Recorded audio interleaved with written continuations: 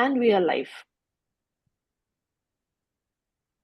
Hi, everyone, and welcome to Nurturing Minds. I'm Dr. Blanca Kellermeyer, neuroscientist, parenting coach, and mother of two very active boys.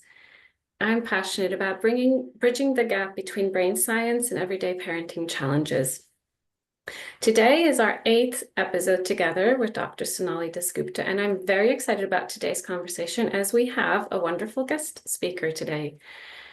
Before we dive in, Sonali, would you please introduce yourself to our viewers and also mention the work you do with STEM Monsters Education? Sure. Thank you, Blanca.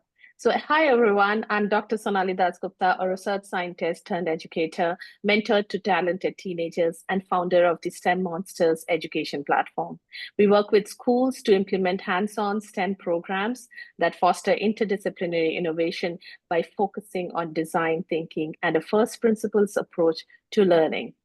So, Blanca, why don't you introduce our fantastic guest with us, who is with us today, all across the seven seas, quite literally for me. Yes, exactly. So now we're going live from 3 continents, actually. Yes. So please, everyone, welcome Rebecca Bush. Rebecca Bush is a dyslexia expert and parenting coach. She has 2 master's degrees and 7 certifications in education, literacy, and dyslexia. Rebecca is a dedicated professional on a mission to transform the landscape of dyslexia education.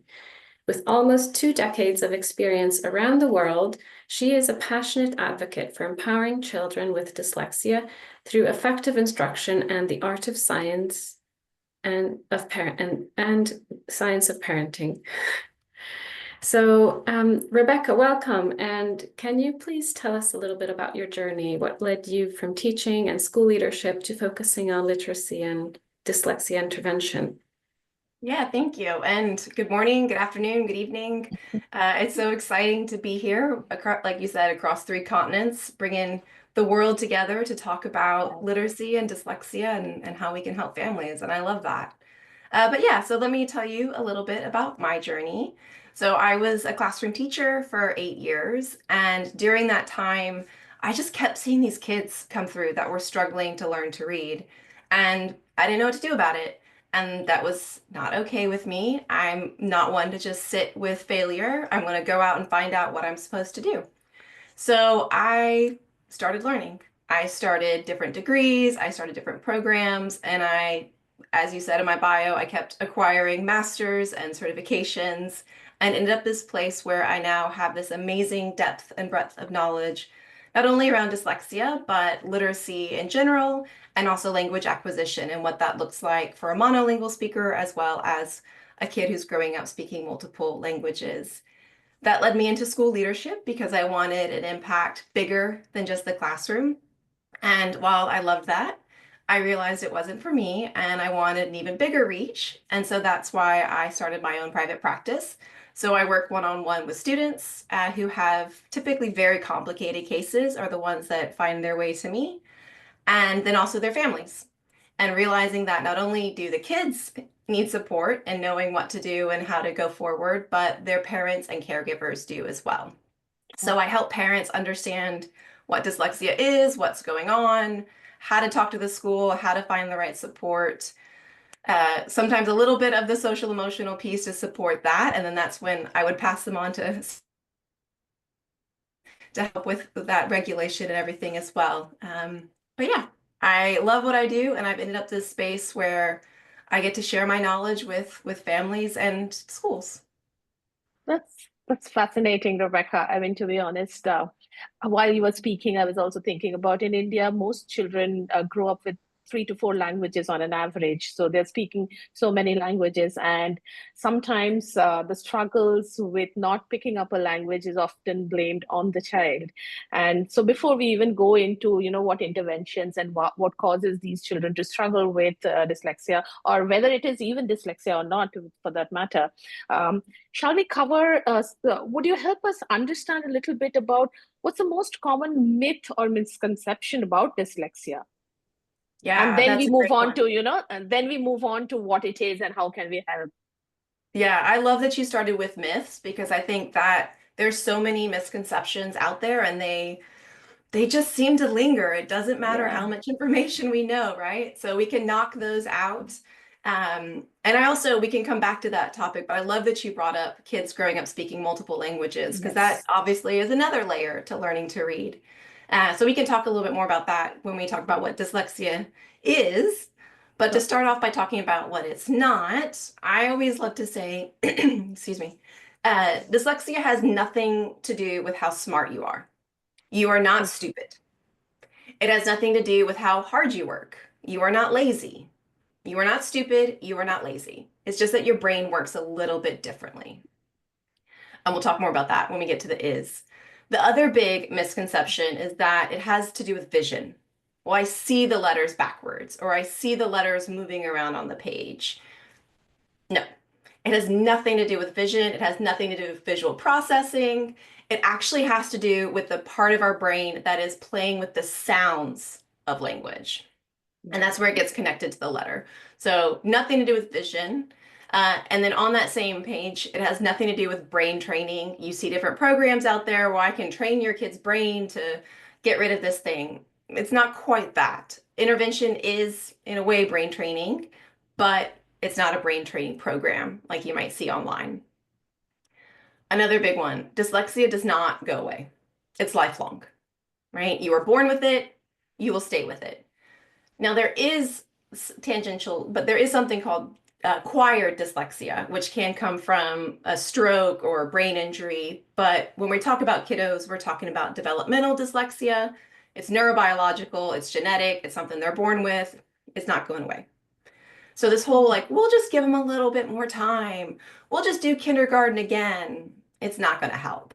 You need to come at it in a different way. Yes, they'll need more time, but they also need the right support along the way. And then another big one, it actually occurs in equal numbers in boys and girls.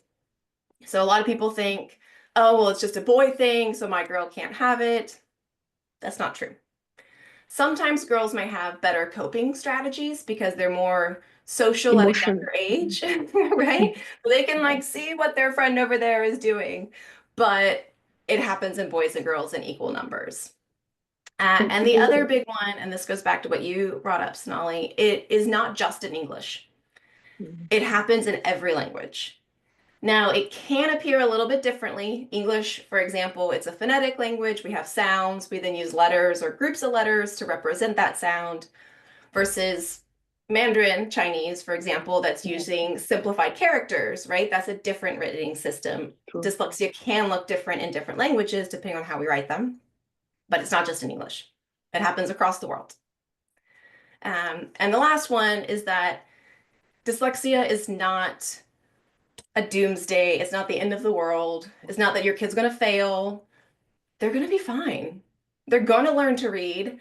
They're going to make their way out of school. They're going to find their passion and they're going to be fine as long as they get the right help. Yeah, thank you for that. Blanca, I know that we know want to know about dyslexia, but there was two things which just came to my mind while Rebecca was talking. When she said, it doesn't mean you're not, if you have dyslexia, it doesn't mean that you're not smart. And I was actually going through the list of famous people who had dyslexia and starting from artists, and I was writing it down: Tom Cruise, Muhammad Ali, Edison, Graham Bell, everybody had dyslexia. So it's actually so good that you started it at the beginning of the conversation, Rebecca, for putting it out there. Yes. Yeah. I mean, yeah, the list of famous people with dyslexia can go on and on, right? I mean, there's all different kinds, and not just in the creative arts. I mean, Charles Schwab had dyslexia, right? Famous banker who set up his own bank and all this stuff. So it's not just a creative thing, it's every field. They're all over the world, and we actually, dipping into statistics, they think really up to 20% of the population either has dyslexia or dyslexia-like tendencies. So that's 1 in 5, right? So that means that if we had 2 more people on our talk right now, one of us probably would have dyslexia if you look at the statistics. Yeah. That's it's really good to know, and I love that you mentioned that it equally appears in boys and girls. And I was wondering, like, maybe if we have time, whether you can talk about any differences in how it might show up and in them. but let's stick to the topic because I think we can go off on any tangent here. So you mentioned the prevalence, and can you speak to us about what are the common signs that parents and educators can look out for? And maybe here would be a good time to mention if any differences are between girls and boys. Yeah. And that's a really great question. And what we'll see the differences between boys and girls is really just more broadly about how dyslexia can show up in individuals. Um, and then if you think about who that child is, both as their personality and then also their developmental and learner profile and all of that, then that can shift what dyslexia looks like. But if we're going to talk about what dyslexia is, we first need to understand that actually dyslexia is a language-based learning difference. And now people use difference, disorder, disability kind of interchangeably. They have slightly different meanings, but I prefer difference because it's just a little less technical and can be a little bit, more palatable for kids and families as well. But Less of a anyway, label. yeah. Dyslexia is language-based. So that means that it has to do with how our brain processes language. With dyslexia, we oftentimes see it pop up as phonological processing, which means it's a fancy way to say basically how your brain hears the sounds of language, right? And so if we understand that, that really helps us understand this reversal of B and D. So first of all, our brain is really smart, sometimes smarter than we are, and it knows that it can take any object and turn it any which way, and it's the same thing, right? So a chair is a classic example. If I take the chair I'm sitting on, I turn it upside down, my brain is like, well, that's still a chair. Cool. But for some reason, when we talk about letters, if I take this circle and a line and I turn it one of four ways, it now has a totally different sound. So the brain, for every kid learning to read in English, the brain has to remember that that actually is different. So we're training our brain in that way to go beyond what it instinctually is going to do. And then if we bring it back to the sound layer, if we close our eyes and listen to b, d, they sound really similar. The main difference is how I move my mouth when I make those sounds. And so for someone with dyslexia, they may not really be able to distinguish the difference between those two phonemes, between those two sounds. So if my brain thinks that b, d are the same, and then I have this image, this grapheme that is pretty much the same, and then I randomly connect them, of course it's going to take time, right, to learn which one is which. And that's why any kid learning to read, we're going to see reversals even through second grade, really common. But with dyslexia, it is that base layer of sound, right? And so that's why with little kids, one of the first things we look for, even at 2, is are they already talking, right? We want them to be speaking in phrases, moving towards sentences by the age of 2. That's a big sign. The other big one is moving into 3. I mean, toddlers oftentimes like only their parents can understand them, right? Or people who hang out with 3-year-olds. But within that range, are they progressing with their speech development? Or are they continuing to swap out sounds and syllables? So like a really common one is animal versus aminal, swapping the M and the N, right? All kids are going to do it as they're just learning to talk. And that's totally normal. But are they getting better with it? Can they hear the difference? Or is this something that's continuing? So if we understand that dyslexia is language-based, all of our early learning, all of our early warning signs come out in speaking. So is that the same for both boys and girls? Yes. The one thing to think about with boys versus girls is just that developmental rate sometimes can be different. And with girls, not to say anything bad against the boys, but we do develop more quickly when it comes to that socialization and the emotional understanding and all of that. And so sometimes with a girl with dyslexia, like I said earlier, they use their social skills as a coping mechanism, right? So a lot of times I see kids, even in pre-K kindergarten, they've already recognized like, oh, this is harder for me than it is for everybody else in my class. What can I do to make sure the teacher doesn't see that? Wow. Yeah. That's really insightful. I think this was one of the best explained ways to understand what dyslexia actually is. And the reason I say that is I was mentioning to Blanca earlier when we were planning out this episode is I once had a child, 7 years probably, and I could tell for sure that the child had dyslexia. I'm not a dyslexia expert, but the parent would just not accept. And I was telling her that how do you make them understand it's a phonological issue? It is not a brain issue. And the parent would take her to all kinds of trainings and speech therapies. And I'm like, no, it's not that. So I'm so glad you explained it in such a lucid manner for our audiences today. It's going to stick with me for sure. Really love that. So what I wanted to ask you, Rebecca, is from your perspective, what does the science of reading tell us about how all children, whether it's dyslexic or not, how do they learn best when they want to read? If we want them to read, rather, let's put it that way. Yeah. And that's a great question. And I love that we're seeing all of this talk about, excuse me, about the science of reading across, across the world, really, which is wonderful. We've known how to teach kids to read. I'm talking about in English specifically, but in every language for decades, hundreds of years, right? Why are we not doing it? The thing with teaching anyone to read in English is it's actually going to be exactly the same.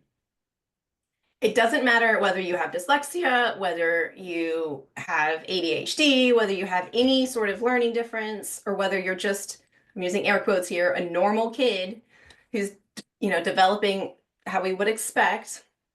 Good instruction is good instruction.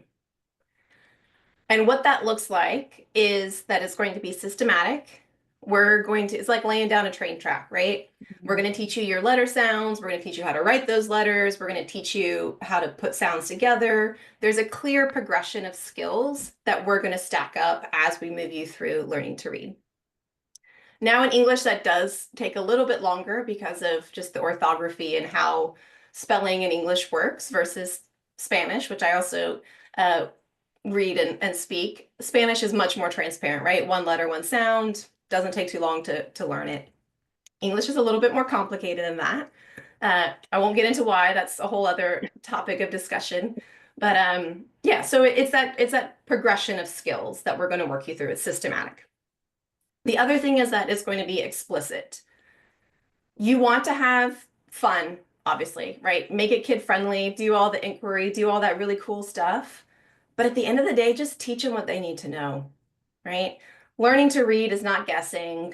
Reading is not guessing. Teach them their phonics, teach them their phonological awareness, and let them read. And then cumulative. We're just going to keep practicing and we're going to build on that practice as we go. And that's why you see these decodable readers, right? So that kids are able to read books that have sounds, have words that they've been taught so they can keep practicing them. The difference between that kid who's getting that core classroom instruction and that kid with dyslexia is going to be the intensity, right? We're going to spend more time doing it. We're going to be more explicit. We're going to be more multisensory, right? And so that goes back to that brain and rewiring the brain. When we have really good intervention, especially when we hit before those neurocognitive cutoffs, 5 to 7 is when we start to see that neuroplasticity diminish, right? If we can get into intervention before that, we can almost basically rewire the brain with intervention, which is pretty cool. Sorry. Yeah. No, go ahead. No, I was saying that 5-7 years, it seems to be such a crucial number. It's not just dyslexia, it's for a range of spectrum disorders. Early intervention is the key to helping everybody come to power. So I just wanted to mention because I'm hearing that word again and again and again. Well, that's when the prefrontal cortex kicks in more. And that's when you start developing impulse control, and there's lots of development going on. And that is a huge shift, and which for neurodivergent children can be slightly later. Do you think that's true for dyslexic children, Rebecca? Or in fact, how does dyslexia affect the brain? And what do effective interventions actually look like? Yeah, that's a great question. And this is, I mean, you're the neuroscientist, right? So this is your area. So when we look at dyslexia, so if we back it up to early intervention, that 3 and 4 year old, when we're seeing these signs pop up in language, I'm actually going to send them to a speech language pathologist first. And I may recommend somebody with slightly different trainings than other SLTs, but what we see first is articulation, so being able to make the sounds, and language. So how they're talking, how they're putting words together. That's an SLT's scope of practice. I have a little bit of that in mind, but what I do then is I take that work and I connect it to the letters. And when we talk about child development, we really, and this is maybe somewhat controversial in today's age and with what's going on in schools and everything, I really don't think kids should be expected to learn to actually read until 6 or 7. There's no reason why we need to push it on them Love at a that. younger I age. mean, even with a child who started reading at 4, and I've been telling this to Blanca for a while, my child started reading at 4 without any conscious thing. I truly believe if they read, very good. If they don't, let it be. I mean, Yes. it's No, so and good. I think pressuring them just makes it worse, and they will lose their Yeah, the interest. anxiety and Yeah, yeah. totally. They're Yeah. not It's like to developing. handwriting classes, parents sending children 6 years of age for handwriting classes. And no, their bones are not strong enough to hold the pencil right. Give them some time. So I love that you brought it up. Yes. And Yes. actually in some countries, I mean, Germany, they don't even start learning letters until first grade, right? So Yeah. if we step back and look at kiddos, Yeah. that's what's Yeah. appropriate. In most European countries, like in Hungary and Scandinavia as well, they don't go to school until the age of 6. 6. Yeah. Mhm. Yeah. Yeah. Yeah. I mean, and I And will they're say not, as and far they're, as, sorry. go ahead. Sorry, I was just going to add they're not delayed because they learn much more quickly than if you sort of prolong the process when you start younger because they're not developmentally ready yet. Yes. True. Yes. And that's actually, I do work with schools as well. And that's my biggest role with schools is if we throw the standards out the window and look at what actually needs to be happening, there are very specific things that I want to see fall into place in pre-K and Yeah. kindergarten. And that's phonological awareness, so rhyming. And that's another big early warning sign of dyslexia. If a kid by 4.5, 5 is not able to rhyme, the cat on the mat and the hat, that's a big sign. Okay. And that's an early intervention that we can do at 4 years old. And we can do it in a super fun, kid-friendly way, no stress. We can work on that and move on. The other big thing that I like to see is not handwriting, but how they make their letters. So are they moving their hand correctly to make the letters? If you have those two pieces in place and you go into first grade not knowing a single letter, the It's rest of really, it will yeah. fall into place. Yeah, I'm so glad you mentioned that.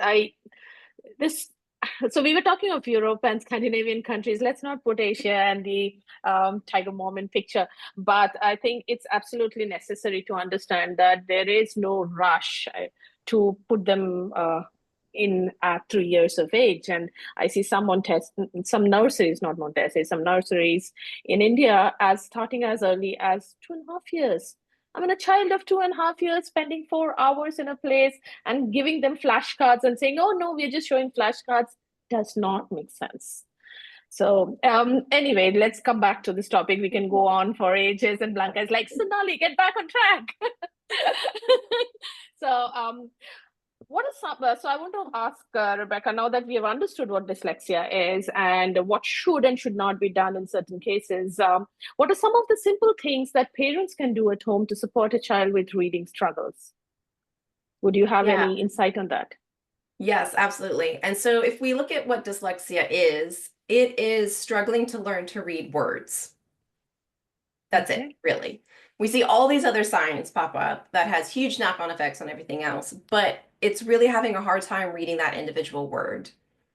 And so that's the one thing that parents could do at home is to help with some of that reading the word. Now, I always say to parents, caregivers, remember the most important role you have is to be their caregiver, to be their parent. You're not their tutor. You don't need to be their therapist. You don't need to be any of that. Stay their parent, build that emotional bond, be that rock, help them co-regulate, do all of those things because they're going to need that. And so with a kid with dyslexia, we know school's probably going to be really hard. So help them with that, build their confidence, help them find activities that they love, find those creative outlets that they need to be who they are, and then be that emotional rock. And if you want to do any of the academic stuff, talk to them, help them build, have conversations, build vocabulary, build background knowledge. I love Thai food. We're going to go to the Thai restaurant. Let's watch a little video on YouTube about Thailand and learn about it, right? Little things that you can do like that. And then read to them.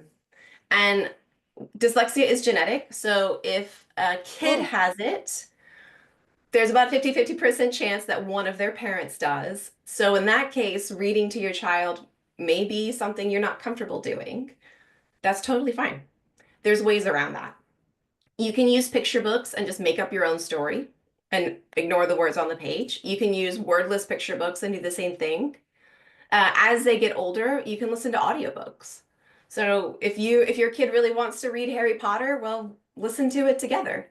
And then you can stop and talk about what's going on and have those conversations. So for parents, I'd say be their support, be their parent, talk with them, read with them, or share stories with them. And the biggest one on the academic side is be ready to advocate. Because the system is there, but it doesn't always work the way we want it to. So you have to be ready to fight for your kid. So know your rights, know your legal rights, know what supports your schools can have, what services your school has, know what kind of paperwork you need. So here in the US, for example, we have an IEP.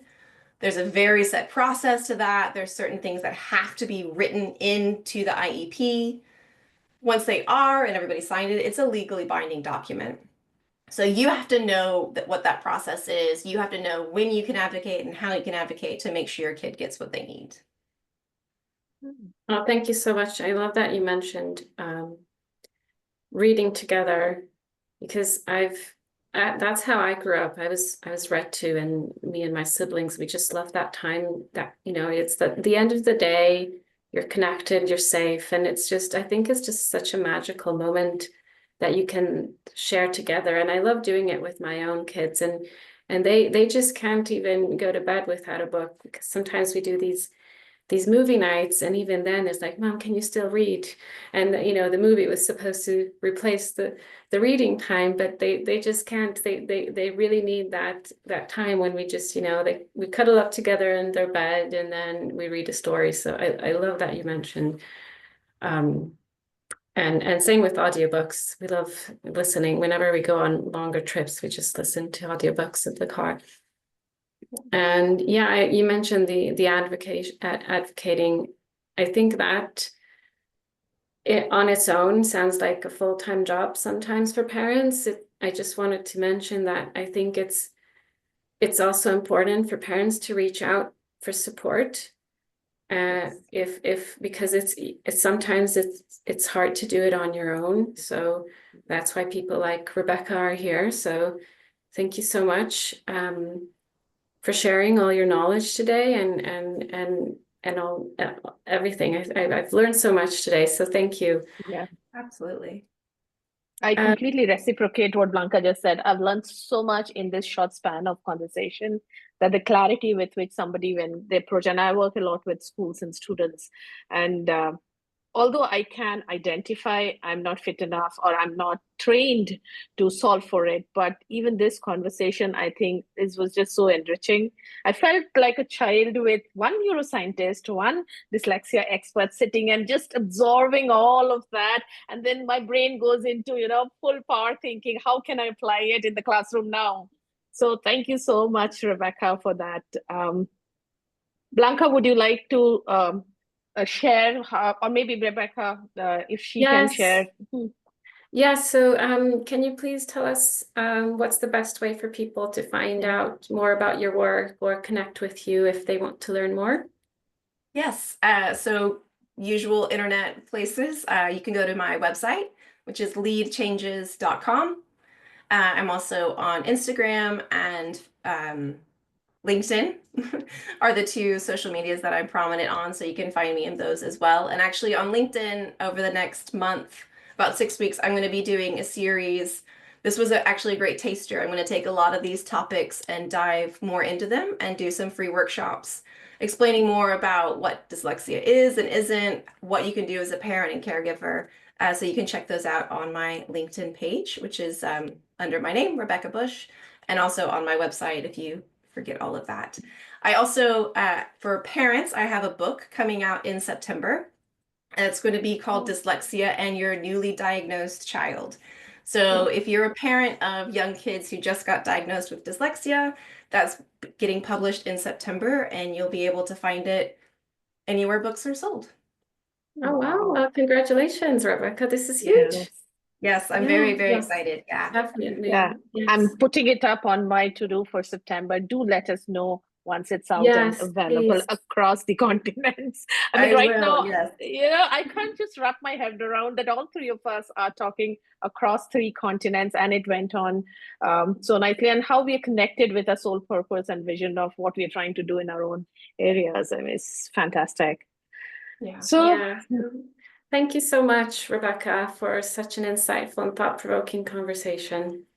Absolutely. Yeah, I'm so excited. And just like you just said, Sonali, it's so cool that here are 3 people on 3 different continents who have different areas of expertise, but the same mission of wanting to support kids and their families. So I love it. absolutely. Yeah. Yes, Yeah. let's stay connected, and if we stick together, we can make the change that needs to happen. Absolutely. Yes. Yeah, and for our listeners, I hope that today's conversation gave you practical tools and a slightly deeper understanding of how to support children with dyslexia. Of course, this is just the start. And please do reach out to Rebecca if you want more detail, more support, or you want to understand deeper. She has left she's just mentioned her website credentials. We will be putting it up on the description of YouTube channel, isn't it, Blanca? How you can reach out to her and get support from her. Yes, and hopefully we will have Rebecca back again in the future, Yes, we because must. I think there's so many more topics that's just at We the top will. of my head. I'd love to deep dive into multilingualism and dyslexia and how it might show up in different languages, because just like between the 3 of us, we're raising kids with different languages in the household. So I think that would be helpful for many.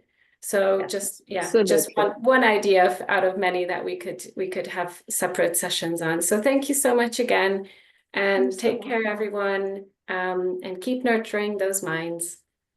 Thank you. Bye-bye.